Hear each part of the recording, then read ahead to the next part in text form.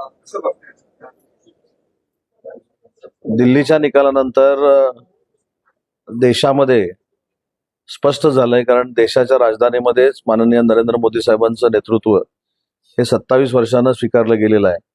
त्याच्यामुळे कालपर्यंत जे काही पत्रकार परिषद महाराष्ट्रामध्ये होत्या, जसं महाराष्ट्रामध्ये पत्रकार परिषद घेऊन दिल्लीच्या निवडणुकीवर परिणाम होणार आहे अशा आविर्भावात काही लोक बोलत होते, त्यांना देखील दिल्लीच्या मतदारांनी धडा शिकवलेला आहे. आणि देशामध्ये नरेंद्र मोदी साहेबांच्या नेतृत्वाखाली अतिशय चांगल्या पद्धतीनं देशाचा आंतरराष्ट्रीय स्तरावर विकास होतोय, हे दिल्लीच्या निवडणुकीतनं स्पष्ट झालेलं आहे. शिंदे साहेब 15 तारखेला मुंबईला होते. कोणकोणते मोठे नेते प्रवेश करण्याची शक्यता आहे? 15 तारखेला राज्याचे माजी मुख्यमंत्री आणि विद्यमान उपमुख्यमंत्री शिवसेनेचे मुख्य नेते एकनाथ शिंदे साहेब रत्नागिरीच्या दौऱ्यावर आहेत. आज त्याच्या नियोजनासाठी आम्ही कार्यकारिणीची बैठक लावली. आभाराचा तो दौरा आहे. या दौऱ्यामध्ये अनेक युबीटीचे पदाधिकारी, माजी लोकप्रतिनिधी, विद्यमान पदाधिकारी हे पक्षामध्ये प्रवेश करतील. आणि या पक्षाच्या प्रवेशानंतर पक्षप्रवेशाची जी शृंखला आहे ती रत्नागिरीमधनं सुरू होईल. माझे आमदार काही प्रवेश करणार असं तुम्ही म्हणाले. आता माजी आमदार प्रवेश करणार की नाही मला माहित नाही, परंतु काल माजी आमदार सुभाषजी बने आणि माजी आमदार गणपतराव कदम यांनी काशीनाथ घाणेकर सभागृहामध्ये माननीय एकनाथ शिंदे साहेबांची भेट घेतलेली आहे. आणि मला असं वाटतं की शिंदे साहेबांची त्यांच्यावर जी काही चर्चा झाली ती सकारात्मक झालेली आहे. त्याच्यामुळं ते नक्की युबीटी सोडून माननीय एकनाथ शिंदे साहेबांचं नेतृत्व स्वीकारतील असं मानायला हरकत नाही.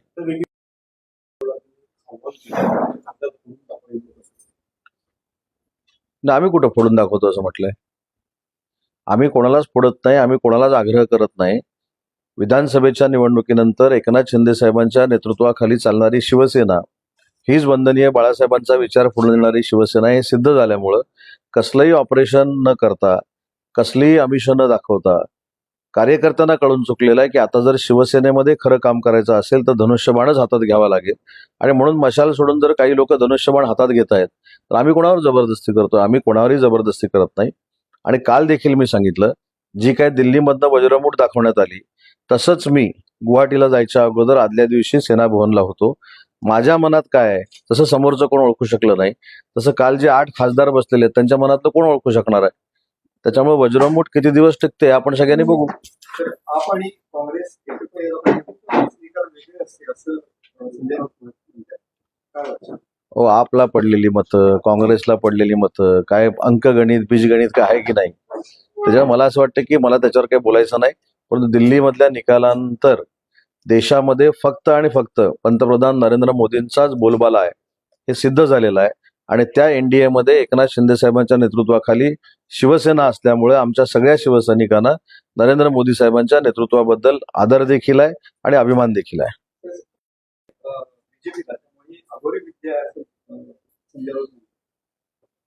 त्याच्यामध्ये दिल्लीमध्ये भाजपाची एनडीएची सत्ता आली, त्याच्यामुळे ह्यांच्या प्रश्नाला उत्तर काय देत बसायचं? त्यांचं त्यांना बोलत राहू दे. दिल्लीमध्ये देखील, देशाच्या राजधानीमध्ये देखील एनडीएची सत्ता आली, भाजपाची सत्ता आली, हे आमच्या दृष्टीनं महत्वाचं आहे. त्याच्यामुळे आज दिल्लीकरांसाठी आणि देशासाठी आनंदाचा दिवस आहे. त्या आनंदाच्या दिवशी यांना कसली प्रतिउत्तर देत बसायची? एकनाथ शिंदे काल दिल्लीमध्ये गेलेले होते. तिथपर्यंत अमित शहा शिंदेचं अस्तित्व असं उद्धव ठाकरे म्हणतात. जाऊ दे ना, माझं काय म्हणणं आहे, एकनाथ शिंदे साहेबांनी दाखवून दिलंय की महाराष्ट्रामध्ये त्यांची ताकद काय आहे. विधानसभेच्या निवडणुका त्यांच्या नेतृत्वाखाली लढल्या गेल्या. ज्या पद्धतीनं मॅन्डेट आम्हाला मिळालं ते त्यांच्या नेतृत्वाखाली मिळालं. देवेंद्रजी अजितदादांच्या सहकार्यामुळे मिळालं. शेवटी राजकारणामुळे स्थित्यंतर होतात. आज राज्याचे उपमुख्यमंत्री जरी एकनाथ शिंदे साहेब असले तर त्यांना कसा प्रतिसाद मिळतो हे 15 तारखेला कोकणामध्ये देखील आपण बघावं. जयवंत पाटीलच्या प्रश्नाला आश्वासन देऊन तेरा दिवस होते, पण त्यांनी पुढे कुठलीच मुंबईतले मी अनेक वेळा मनोजींना विनंती केलेली आहे की या सगळ्या ह्याच्यामधनं चर्चेची दारं ही उघडी ठेवली पाहिजेत.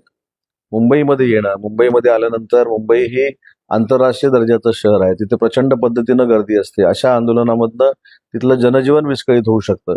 म्हणून त्यांनी मुख्यमंत्र्यांशी, दोन्ही उपमुख्यमंत्र्यांशी किंवा सरकारशी डायलॉग ठेवला पाहिजे, सरकारशी बोललं पाहिजे. आणि त्यांना जी काय आश्वासनं दिलेली होती, परवाच्या सुरेश धस तिथे गेले होते, ती नक्की शासन पूर्ण करेल. परंतु ज्या पद्धतीनं ओबीसी मधनं आरक्षण पाहिजे ही जी काय भूमिका आहे याच्यामध्ये आमची भूमिका स्पष्ट आहे की ओबीसीवर कुठच्याही पद्धतीचा अन्याय होणार नाही ही महायुती सरकारची भूमिका आहे. आणि 10% आरक्षण हे मराठा समाजाला ऑलरेडी दिलेलं आहे, ते टिकलेलं आहे. आणि मराठवाड्यामध्ये निजामकालीन जे दाखले आहेत त्यांना कुणबी दाखले आपण देतोय. शिंदे समितीची मुदत देखील वाढवलेली आहे. त्याच्यामुळं मनोजजींनी सरकारबरोबर डायलॉग करावा ही माझी त्यांना विनंती आहे.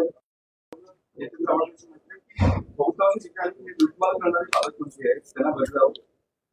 मला असं वाटतं की आपण महाराष्ट्राच्या विकासावर बोललेलं बरं. ही काही जी मंडळी आहेत ही रोज ट्विट करतात, रोज पत्रकार परिषद घेतात आणि त्यांच्या प्रत्येक प्रश्नाला उत्तर देण्यासाठी महायुतीतले मंत्री हे म्हणजे खरोखर त्यांच्या व्यस्त कामातनं त्यांच्या बाकीच्यांसारखे रिकामे बसलेले नाहीत. त्यामुळे त्यांना ट्विट करण्यासाठी वेळ आहे, त्यांना टीका करण्यासाठी वेळ आहे. आणि अशीच ट्विट आणि अशीच टीका भविष्यातली 25-30 वर्ष त्यांनी विरोधक म्हणून करत राहावी हे माझ्या त्यांना शुभेच्छा आहेत. राहुल गांधी विचारलं होतं की महाराष्ट्रातलं मतदान वाढलं कसं मतदानाचा जो आकडा आहे तो वाढला मतदानामध्ये आहे असं कालच्या साधी गोष्ट आहे की प्रशासनानं आणि विशेषतः महाराष्ट्राच्या प्रशासनानं मतदार वाढवण्यासाठी अहोरात्र मेहनत घेतली. काँग्रेस सोडून बाकी सगळ्या पक्षांनी मतदार वाढवण्यासाठी मेहनत घेतली. शिवसेनेनं मेहनत घेतली, भाजपनं घेतली, अजितदादांच्या राष्ट्रवादी काँग्रेस पार्टीने घेतली आणि म्हणून मतदार वाढलेले आहेत. मतदानावर आक्षेप घेणं म्हणजे मतदारांचा अपमान आहे. आणि मला असं वाटतं की कालची राहुल गांधींची जी पत्रकार परिषद होती ही महाराष्ट्रातल्या मतदारांचा अपमान करणारी होती. ज्यांनी मतदान वाढवलं नाही, मतदार वाढवले नाहीत, हा तुमच्या पक्षाचा दोष आहे. तुमच्या पदाधिकाऱ्यांवर कारवाई करा. पण ज्यांनी मतदान करून महायुतीचं सरकार आणलंय आणि तुम्हाला देखील मतदान केलंय आमच्या विरोधामध्ये जाऊन, या सगळ्या मतदारांना आरोपीच्या पिंजऱ्यामध्ये उभं करू नका. हा 100% महाराष्ट्रातल्या मतदारांचा अपमान आहे. शिवसेनेमध्ये प्रवेश करतायत.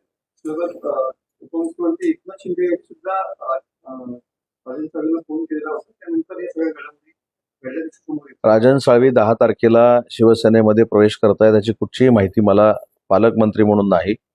याबाबत माझी आणि शिंदे साहेबांची चर्चा झालेली नाही. त्याच्यामुळे ते प्रवेश करतायत की नाही हे कदाचित शिंदे साहेबांना माहिती असेल, मला माहित नाही.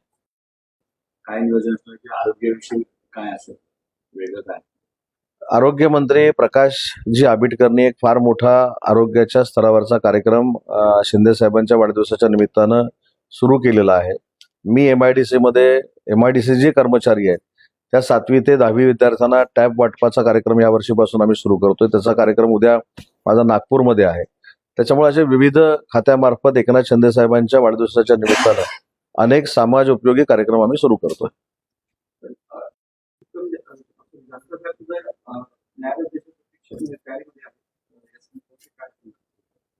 नाही, ईव्हीएम हे एक स्वतःचं अपयश दडवण्यासाठी केलेला उपक्रम आहे. त्याच्यामध्ये काही तथ्य नाही. लोकसभेच्या निवडणुकीमध्ये काय बॅलेट पेपर नव्हता, ईव्हीएमच होतं.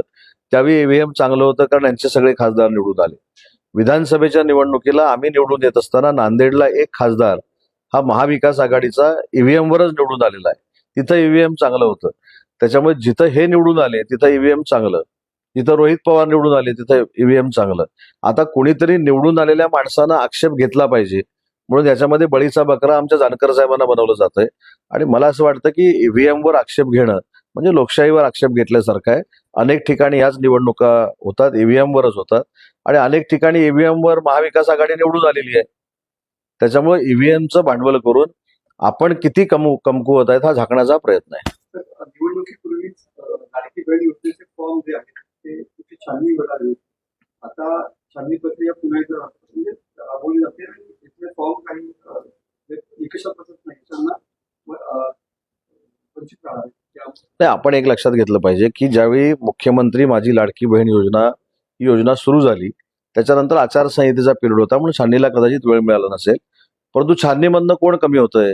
सर्वसामान्य महिला कमी होत आहेत का? ज्यांना आवश्यकता आहेत त्या महिला कमी होत आहेत का? तर त्याचं उत्तर नाही असं आहे. ज्यांच्याकडे 4 व्हीलर आहे, ज्यांचं अनावधानानं किंवा नजरचुकीनं नाव तिथे आलेलं होतं, ज्यांचं उत्पन्न 2.5 लाखापेक्षा जास्त दाखवून रिटर्न्स भरलेले आहेत, अशा लोकांचं नाव कुठेतरी बाजूला होईल. त्याच्यामुळे उगाचच गैरसमज पसरवण्यात काही अर्थ नाही. 2,54,00,000 महिला भगिनींना याचा फायदा होतोय. त्याच्यातलं 2-4 लाख इकडे तिकडे होतील असं माझं मत आहे.